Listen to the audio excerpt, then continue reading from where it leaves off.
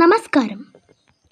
ഷാർണക്കാവ് ദേവീക്ഷേത്രത്തിൻ്റെയും ഷാർണക്കാവിലെ ദേവിയുടെയും പൂർണ്ണ ഐതിഹ്യ കഥയാണ് ഞാൻ പറയാൻ പോകുന്നത്.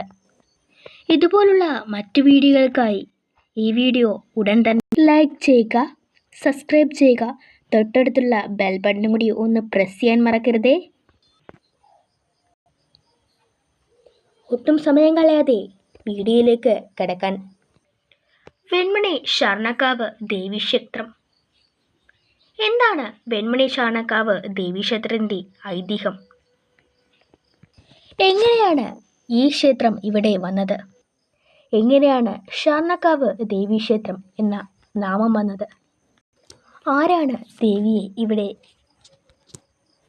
പ്രതിഷ്ഠിച്ചത്?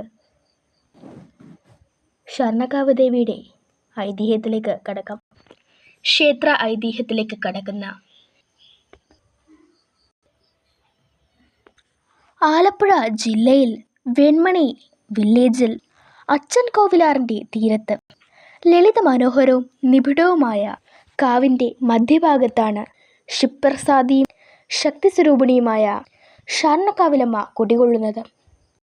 യോഗീശ്വരനായ ശാർങ്ഗ മഹർഷി തപസ് ചെയ്തിരുന്ന പ്രദേശമാണ് ആ കാവും പരിസരവും. ആ വനപ്രദേശത്താണ് അദ്ദേഹം തപസ്സിനായി കണ്ടെത്തിയത്.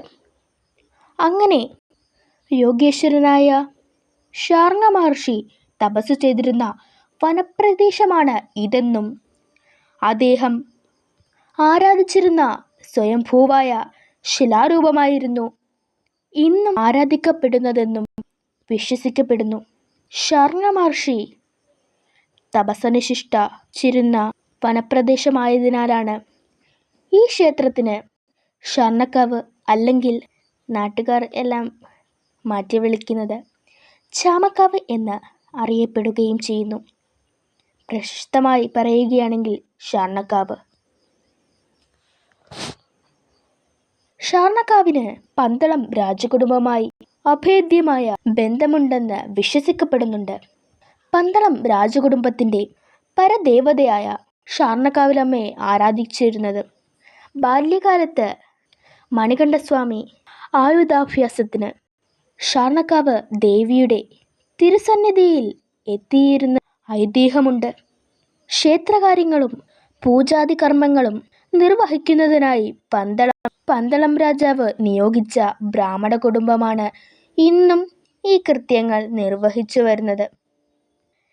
രാജാവ് ക്ഷേത്ര ദർശനത്തിനും ഉത്സവാദി കാര്യങ്ങൾക്കും പങ്കുകൊള്ളുന്നതിനു വേണ്ടി ക്ഷേത്രത്തിലെത്തിച്ചേരുന്ന സമയങ്ങളിൽ വിശ്രമിക്കുന്നതിനായി ഉപയോഗിച്ചിരുന്ന സ്ഥലം പന്തളം രാജാവിൻ്റെ ആസ്ഥാനമാക്കി അതിൻ്റെ എല്ലാ മഹിമകളും ഉൾക്കൊണ്ട് ക്ഷേത്ര സംരക്ഷണ സമിതി ഇപ്പോഴും പരിപാലിച്ചു പോരുന്നുണ്ട്. അങ്ങനെ സസ്യജന്തു വൈവിധ്യം കൊണ്ട് അനുഗ്രഹീതമായ ഈ ക്ഷേത്രസങ്കേതം കാലവർഷത്ത് അച്ഛൻ കോവിലാറ് കരകവിഞ്ഞ് ഒഴുകുമ്പോൾ മുങ്ങിപ്പോകാറുണ്ട് എന്നും പറയാറുണ്ടെന്നല്ല, വാസ്തവത്തിൽ അത് നടക്കുന്ന കാര്യം തന്നെയാണ്. എല്ലാ കാലവർഷത്തിലും ഇത് നടക്കുന്നത് തന്നെയാണ്. ക്ഷേത്രം മുങ്ങിപ്പോകാറുണ്ട്. അമ്മ ആറാടി എന്നും പറയാറുണ്ടതിന്. എൻ്റെ സ്വന്തം നാടാണ് വെൺമണി. അതിനാൽ ദേവിയെ ഞാൻ എന്നും ആരാധിച്ചു കൊള്ളുന്നു. ഈ വീഡിയോയുടെ പാർട്ട് 2 ഉടനെ വരുന്നതാണ്. അതിനായി എല്ലാവരും ഈ വീഡിയോ ലൈക്ക് ചെയ്യുക, സബ്സ്ക്രൈബ് ചെയ്യുക.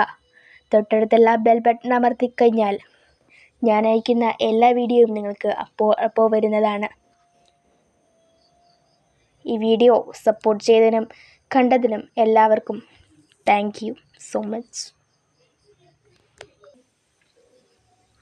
പാർട്ട് 2 എല്ലാവരും വെയിറ്റ് ചെയ്യുക.